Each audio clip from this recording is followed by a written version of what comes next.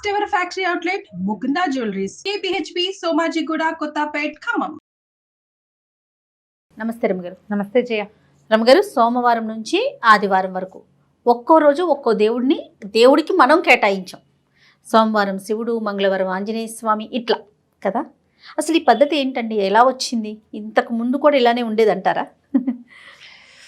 Social media అంతేనా? మా పుణ్యమేనా ఇదంతా? Very good. ఓకే, అనడానికి వీలు లేదు. టీవీలో వచ్చాక పెరిగింది జయ. ఇప్పుడు పుణ్యక్షేత్రాలు వందల వేల సంవత్సరాల నుంచి ఉన్నాయి. మనిషి అంటే ఏమనాలి, మన పరిణామక్రమంలో వీడు బుద్ధిజీవి కదా, క్రమంగా దైవారాధన అవి నేర్చుకున్నాం మనం. గుళ్ళు గోపురాలు ఏర్పడ్డాయి. అమ్మవారు కొన్ని చోట్ల వెలిసింది, అయ్యవారు కొన్ని చోట్ల వెలిసాడు, విష్ణువు కొన్ని చోట్ల వెలిసాడు. దేవాలయాలు ఇప్పుడు అప్పుడు యాత్ర చేయాలంటే కాశీ యాత్ర అంటే కాశ్యాంతు మరణాన్ముక్తి అని మరణం కోసమే వెళ్ళి నడుచుకుంటూ పోయి అక్కడ పోయేవాళ్ళు. ఫైనల్గా చూడాల్సింది ఏంటంటే కాశీ. ఇప్పుడు కాశీకి అంటే నేను ఇప్పుడు అంటే సాయంత్రానికి టికెట్లు బుక్ అయిపోతాయి, రేపు సాయంత్రానికి నేను వెళ్ళిపోతా. కాశీలో ఉంటారు చక్కగా, రేపు సాయంత్రానికి కాశీలో ఉంటా. అవకాశాలు పెరిగిపోయినాయి. ఇదివరకటి కాలంలో అలా లేదు కదా. ఒక గుళ్ళో, ఒక ఊళ్ళో 4 గుళ్ళో 3 గుళ్ళో దేవాలయాలు ఉండేవి. పుణ్యక్షేత్రాలు లెక్కబెట్టి ఇవే. అవి మనకేం తెలుసు, సాధారణంగా మనకి అష్టాదశ శక్తి పీఠాలు, ఓకే, తర్వాత 12 జ్యోతిర్లింగాలు, పంచభూతలింగాలు, పంచారామాలు, 108 దివ్యదేశాలు, వైష్ణవ దివ్యదేశాలు, ఇవి ఇంతే మన లెక్క. ఇప్పుడు ఏమైంది, ప్రతి చోట ఒక దివ్యదేశం, ప్రతి చోట ఒక గుడి, ప్రతి సందులోనూ ఒక వినాయకుడు, ప్రతి సందు మొదట్లోనూ వినాయకుడు, సందు మధ్యలో ఆంజనేయుడు, సందుకు రెండో కసలు సాయిబాబా. అవును, ప్రతి చోట దేవాలయం. ప్రతి వాళ్ళు గుడిలోకి వెళ్తారు, ప్రతి వాళ్ళు రాహుకాల దీపం పెడతారు. శుక్రవారం రాహుకాలం, మంగళవారం రాహుకాలం, ప్రతిరోజు రాహుకాలంలో దీపం పెట్టడం, ప్రతిరోజు దేవాలయ దర్శనం. 4 హారతలు ఇస్తే 4 హారతలని అటెండ్ అయ్యేవాళ్ళు కదా. భక్తులు పెరిగిపోలా, భక్తి చాలా పెరిగింది కదా, అవకాశాలు పెరిగినాయి. ఇదివరకు మన దైనందిన జీవితము ఎంత శ్రమతో కూడిందో జయ. ఈ పాయింట్లు మరి మీరు పీపుల్ ఎలా తీసుకుంటారో నాకు తెలీదు. మన గురించి మనం ఆలోచించుకుంటే మనకు అర్థమవుతుంది.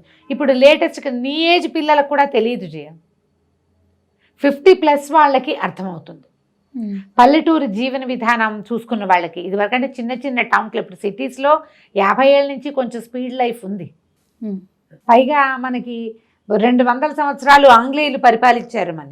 అంతకుముందు ఇంకెవరో మన ధర్మాన్ని పరిపాలించుకునే అవకాశం మనకి పెద్దగా కుదరల. 70 ఏళ్ళ నుంచి మనం ఎవరి ధర్మం వాళ్ళం పడుతున్నాం.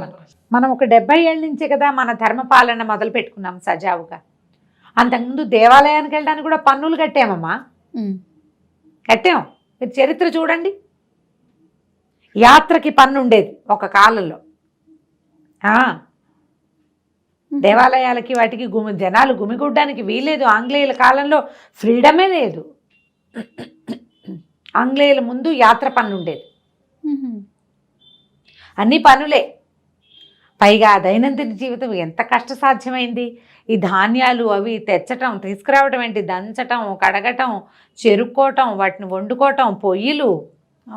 మన జీవనయానమే బహు కష్టసాధ్యంగా ఉండే కాలం అది. సమయం ఎక్కడికైనా వెళ్ళాలంటే నడవాలి. బళ్ళు మొన్నటిదాకా ఏమున్నాయి జయ కదా. 30 ఏళ్ళు క్రితం నుంచి కొంచెం ఫ్రీ అయ్యింది. 30-40 ఏళ్ల క్రితం తిరుపతి వెళ్ళాలంటే ఎంత పెద్ద ప్రయాణమో అది. ఎంత ప్లాన్ చేయాల్సి వచ్చేదో దానికోసం, ఎంత శ్రమ పడేవాళ్ళు. దైవ సాన్నిధ్యం, దైవ దర్శనానికి ఒక సన్నిధికి వెళ్ళాలంటే చాలా శ్రమతో కూడుకున్న పని. ఇప్పుడు చిటికలో అయిపోవట్లా. మనం ఇలా ఆలోచిస్తే మనకు అర్థమవుతుంది జయ. తర్వాత ఏం చేసాం, క్రమంగా మనకి ఊళ్ళల్లో ప్రతి ఊర్లోనూ కొన్ని దేవాలయాలు పెరిగినాయి. పురాతనమైనవి 200-300 సంవత్సరాల క్రితం దేవాలయాలు ఎన్నున్నాయి. ఈ 20 ఏళ్ల క్రితం, 30 ఏళ్ల క్రితం, 25 ఏళ్ల క్రితం కట్టిన గుళ్ళు ఎన్నున్నాయి లెక్క పెట్టి చూడండి. కోకొల్లలు కదా.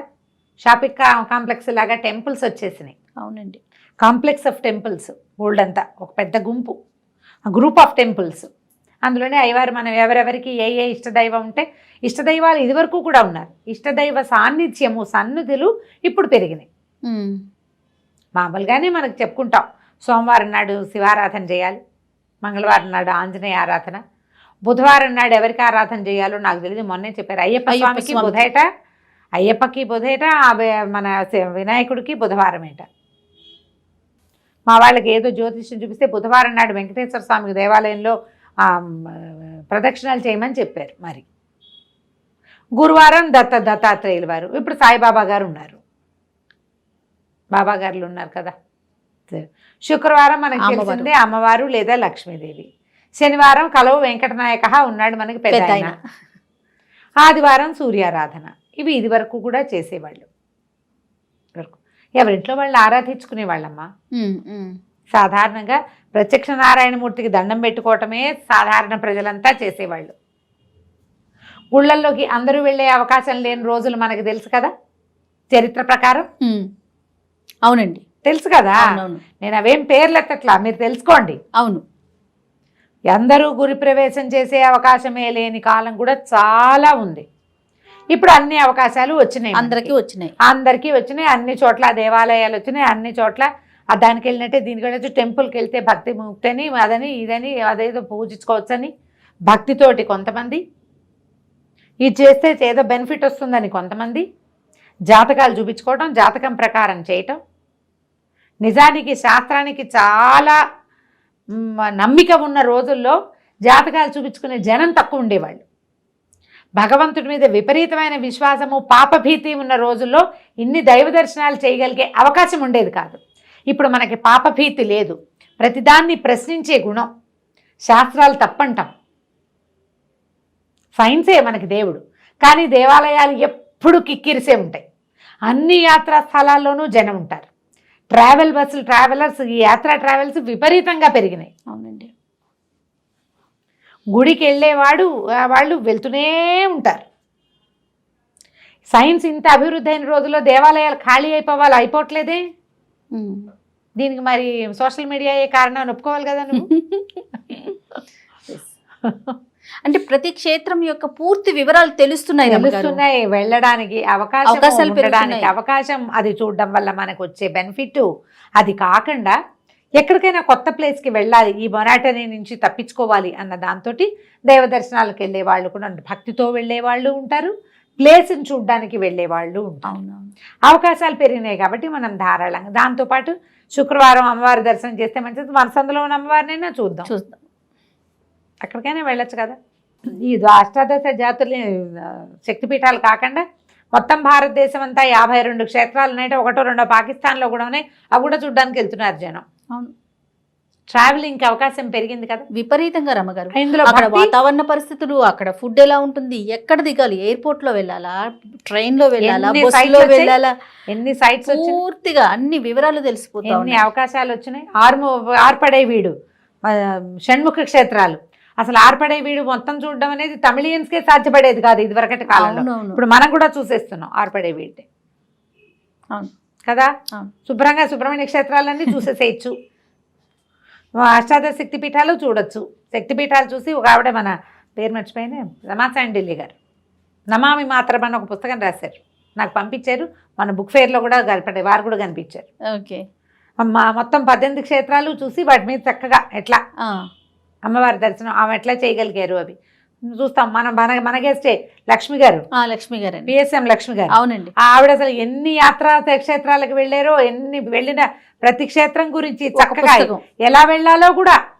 హైదరాబాద్ చుట్టూ తాను 100 కిలోమీటర్లలో ఉన్న క్షేత్రాలది ఒక పుస్తకం ఉంది. నేను ఆ బుక్ చూసి ఒక 5-6 క్షేత్రాలు చూశాను. అన్నీ మన బుక్ ఫేర్లో ఉన్నాయి, దొరుకుతాయి. పిఎస్ఎం లక్ష్మి గారి యాత్రా దర్శని చూడండి, కావాలంటే వెళ్ళి చూడొచ్చు. మనం ఇప్పుడు ఇంటర్నెట్ ప్రమోట్ చేస్తోంది, మనకి సోషల్ మీడియా వీటిని ప్రమోట్ చేస్తోంది. ప్రజలు ఎవరికి కావాల్సింది వాళ్ళు తీసుకుంటారు కదా. అది తీసుకునే క్రమంలో ఇలాగ ఈరోజు ఈ దేవుడికి ఇవాళ ఉపవాసం ఉండాలి, ఇవాళ ఇది చేయాలి, అది చేయాలి, అది చేయాలి, ఇంకోటి చేయాలి. దాంతోపాటు నాలాంటి యూట్యూబర్లు, పెద్దమ్మలు పెద్దక్కయ్యలు ఏవో మంచి మాటలు చెప్తాం, దాని ప్రకారం ఫాలో అయిపోతూ ఉంటాం. సో సోషల్ మీడియా బాగా ప్రమోట్ చేసినట్టే కదా. 100%. ప్రధానమైనది ఏంటంటే దాన్ని ప్రయాణం చేయగలిగే అవకాశాలు బాగా పెరగటం, ట్రాన్స్పోర్టేషన్ పెరగటం వల్ల మనం ఇవి బాగా చూడగలుగుతాం. ఈ సంవత్సరం సెప్టెంబర్ నుంచో ఏమో మనం మానసరోవరాన్ని కూడా చైనాని వాళ్ళు ఎవరిని సలహా ఇవి తీసుకోకర్లేదు, అవునట. డైరెక్ట్గా మన దారిని మనం వెళ్ళిపోవచ్చని పర్మిషన్ తీసుకోకర్లేకని అది కూడా ఒక వార్త కనపడుతోంది. ఇన్ని అవకాశాలు ఉన్నప్పుడు మనం అన్నీ చూడొచ్చు. అన్ని చోట్ల అన్ని వారాలకి అందరు దేవుళ్ళని యథేచ్ఛగా దర్శనం చేసుకోవచ్చు. దర్శనము, భక్తి వాటితో పాటుగా పాప భీతి ఒకదాన్ని కూడా పెంచుకుంటే మనం ఇది చేయకూడని తప్పు. ఈ పొరపాటు చేయకూడదు. మనుషులుగా పుట్టాం, మనం మనుషులుగానే ఉండాలి. నువ్వు మనిషిగా ఉన్నాక అప్పుడు భగవద్ దర్శనం చేద్దాం అన్న ఊహ గనక చేస్తే ఇంకా బాగుంటుంది. తప్పకుండా రమ్మగారు. నమస్తే. నమస్తే.